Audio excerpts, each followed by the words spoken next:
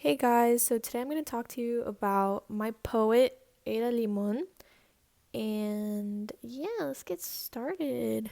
Ada was born March 28th, 1976, in Sonoma, California.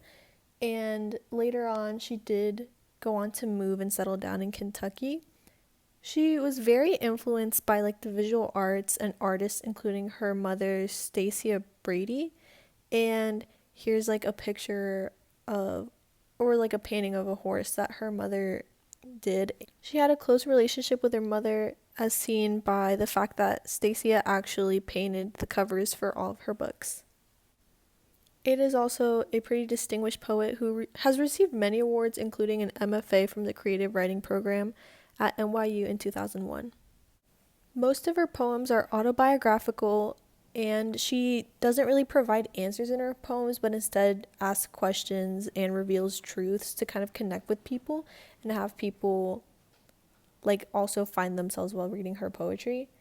And her poems contain prayers based on thank you and please. So she writes poems of gratitude for things she's learned about herself, or she writes poems to kind of like help her deal with like the unknown and figure out who she is for herself.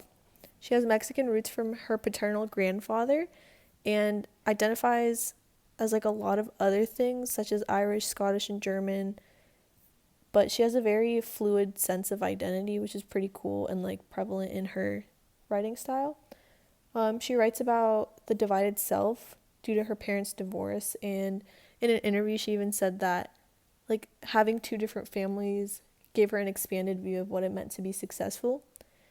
She also has a lot of nature references and connections in her writing, as she did grow up in kind of like rural Kentucky, and she focuses on the societal connection between womanhood and motherhood.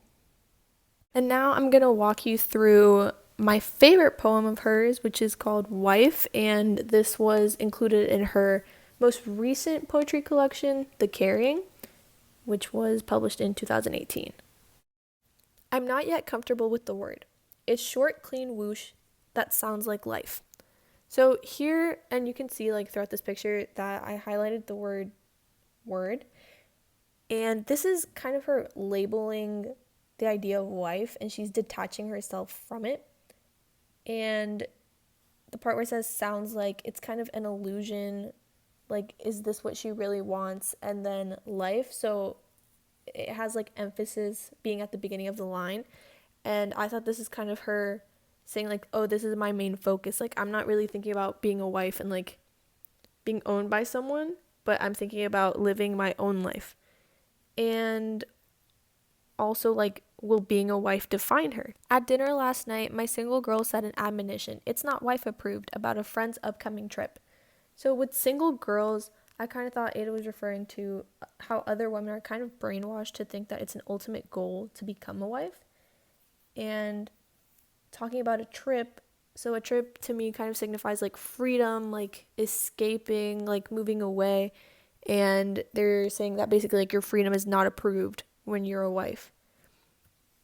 And their eyes rolled up and over out of their pretty young heads being like their naive wife. Why does it sound like a job?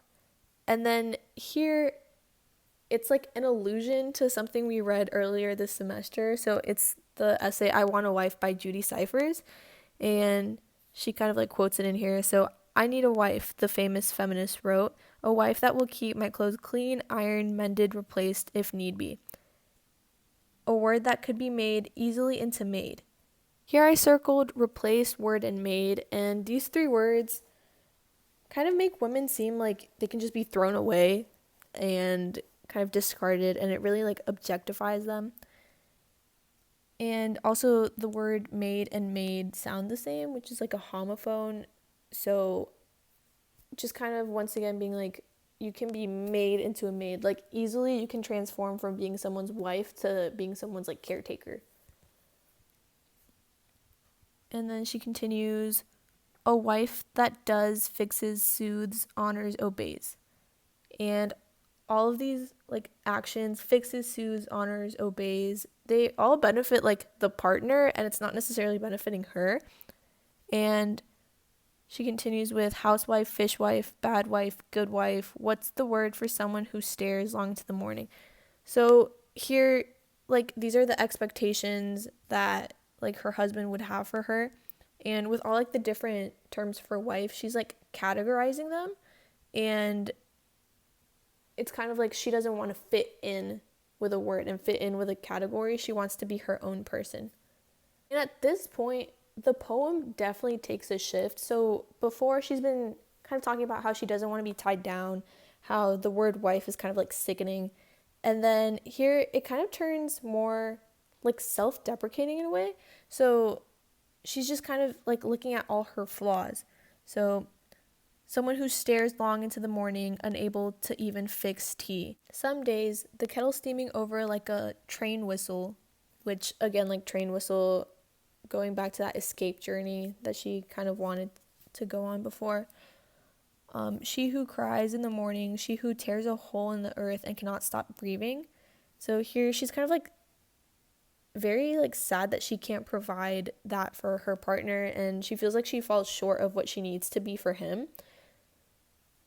And the one who wants to love you but often isn't good at even that, the one who doesn't want to be diminished by how much she wants to be yours.